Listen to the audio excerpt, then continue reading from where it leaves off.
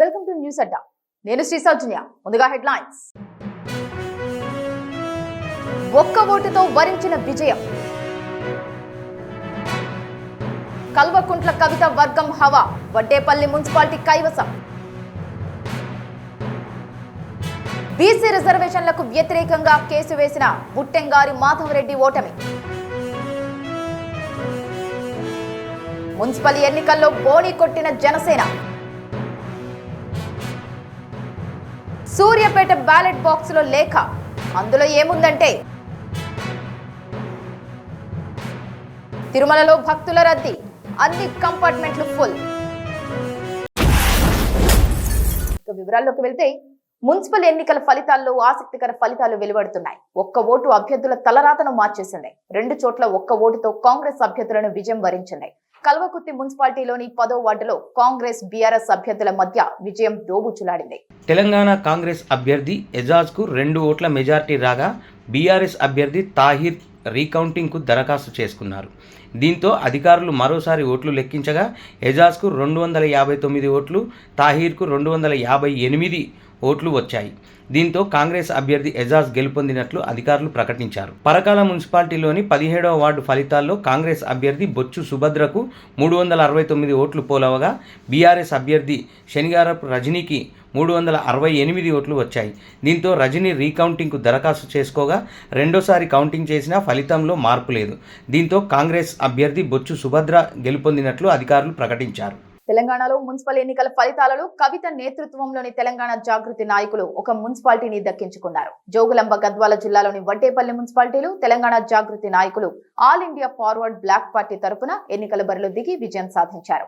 తెలంగాణ జాగృతి నాయకులు AIFB party తరఫున మొత్తం 10 వార్డుల్లో పోటీ చేసి 8 స్థానాల్లో విజయం సాధించారు. దీంతో వడ్డేపల్లి మున్సిపాలిటీ ఏఐఎఫ్బి కైవసం చేసుకుంది. కాంగ్రెస్ బీఆర్ఎస్ పార్టీలు చెరో వార్డును దక్కించుకున్నాయి. ఇప్పటి వరకు వచ్చిన ఫలితాలను పరిశీలిస్తే కాంగ్రెస్ 44, బీఆర్ఎస్ 10 మున్సిపాలిటీలను కైవసం చేసుకున్నాయి. కాంగ్రెస్ అభ్యర్థులు 884 వార్డులు, బీఆర్ఎస్ 464, బీజేపీ 136, ఇతరులు 137 స్థానాల్లో గెలుపొందారు. బీసీ రిజర్వేషన్లకు వ్యతిరేకంగా సుప్రీంకోర్టులో కేసు వేసిన రెడ్డి జాగృతి అధ్యక్షుడు బుట్టెంగారి మాధవరెడ్డికి మున్సిపల్ ఎన్నికల్లో ఓటర్లు షాక్ ఇచ్చారు. 3 చింతలపల్లి మున్సిపాలిటీ పరిధిలోని కేశవాపూర్ 10వ వార్డు నుంచి మాధవరెడ్డి బీఆర్ఎస్ పార్టీ తరపున పోటీ చేశారు. ఆయన తన సమీప అభ్యర్థి చేతులు 50 ఓట్ల తేడాతో ఓడిపోయారు. బుట్టెంగారి మాధవరెడ్డిని గెలిపించాలని కోరుతూ మాజీ మంత్రి మల్లారెడ్డి సహా పలువురు బీఆర్ఎస్ నాయకులు ప్రచారం చేశారు. మున్సిపల్ ఎన్నికల ఓట్ల లెక్కింపు కొనసాగుతోంది. ఈ వార్త రాసే సమయానికి పలు మున్సిపాలిటీల ఫలితాలు వెల్లడయ్యాయి. కాంగ్రెస్ అత్యధిక మున్సిపాలిటీలను దక్కించుకుంది. కొడంగల్, మధిర, అశ్వారావుపేట, భీంగల్, ధర్మపురి, నందికొండ, చుండూరు, హోలియా, చిట్యాల, చొప్పదండి, సదాశివపేట్, బాన్స్వాడ, దేవరకద్ర, నార్ కర్నూల్, కొల్లాపూర్, మంతని, కామారెడ్డి, ఎల్లారెడ్డి, బిచ్కుంద, హుజూర్ నగర్, నేరేడుచెర్ల, నారాయణఖేడ్, పెద్దపల్లి, సుల్తానాబాద్, ఇల్లెందు, జుక్కల్, స్టేషన్ గన్పూర్, భూత్పూర్, సుల్తానాబాద్, మంతని మున్సిపాలిటీలను కాంగ్రెస్ కైవసం చేసుకుంది. గడ్డపోతారం, ఇంద్రేశం, ఐజా, తొర్రూర్, గుమ్మడిదల, జిన్నారం, తిరుమలగిరి మున్సిపాలిటీల్లో బీఆర్ఎస్ విజయం సాధించింది.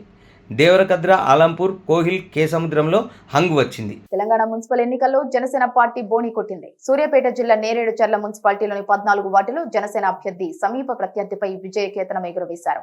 ఈ విజయం జనసేన శ్రేణుల్లో మంచి ఉత్సాహాన్ని నింపింది.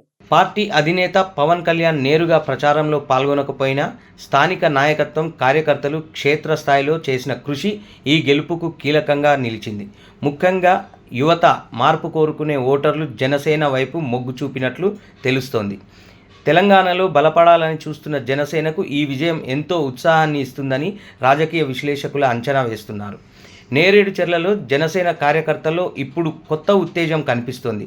మొత్తం 200కు పైగా స్థానాల్లో పోటీ చేసిన జనసేనకు ఈ మొదటి గెలుపు మంచి ఊపునిస్తోంది. మున్సిపల్ ఎన్నికల ఫలితాల్లో అధికార పార్టీ కాంగ్రెస్ దూసుకువెళ్తోంది. మెజార్టీ స్థానాలను కైవసం చేసుకునే దిశగా ఫలితాలు వెలువడుతున్నాయి. ఈ క్రమంలో సూర్యాపేట జిల్లాలో ఆసక్తికర సంఘటన చోటు చేసుకుంది. ఓట్లు లెక్కిస్తున్న పోలింగ్ సిబ్బందికి బ్యాలెట్ బాక్స్ లో ఓ లేఖ కనిపించింది. సూర్యాపేటలోని 47వ వార్డు బ్యాలెట్ బాక్స్ తెరవగా అందులో నుంచి ఓ లేఖ బయటపడింది.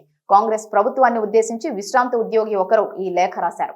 అందులో ఏముందంటే, ఓ కాంగ్రెస్ ప్రభుత్వమా, మేము రిటైర్ అయి 15 నెలలు గడిచింది.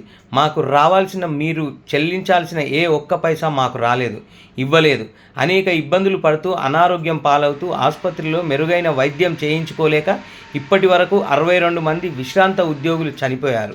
అందుకే బాధతో మేము చనిపోకముందే మా డబ్బులు మాకు ఇవ్వాలని ప్రభుత్వాన్ని వేడుకుంటున్నాము అంటూ విశ్రాంత ఉద్యోగి ఒకరు తమ ఆవేదనను వెల్లడించారు. వివిధ ప్రాంతాల నుంచి తరలి వచ్చిన భక్తులతో తిరుమల గిరులు కిటకిటలాడుతున్నాయి. శ్రీ వెంకటేశ్వర స్వామి వారి దర్శనానికి వచ్చిన భక్తులతో అన్ని కంపార్ట్మెంట్లు నిండిపోయాయి. టోకెన్లు లేని భక్తులకు సర్వదర్శనానికి 12 గంటల సమయం పడుతోందని టీటీడీ అధికారులు తెలిపారు. ప్రత్యేక ప్రవేశ దర్శన టికెట్లు కలిగిన వారి దర్శనానికి 5 గంటల సమయం పడుతోంది. టోకెన్లు కలిగిన భక్తులు వారికి నిర్దేశించిన సమయానికి క్యూలోకి వెళ్లాలని టీటీడీ సూచించింది. నిన్న స్వామివారిని దర్శించుకోవడం కోసం 61,632 మంది భక్తులు వచ్చారు. మొత్తం 24,435 మంది తలనీలాలు సమర్పించారు. కానుకల ద్వారా హుండీకి 3.28 కోట్ల రూపాయల ఆదాయం వచ్చింది. ఇవి ఇప్పటి వరకున్న బులెటిన్ అప్డేట్స్. మరొక బులెటిన్ తో మళ్ళీ కలుసుకుందాం. అంతవరకు సెలవు, నమస్కారం.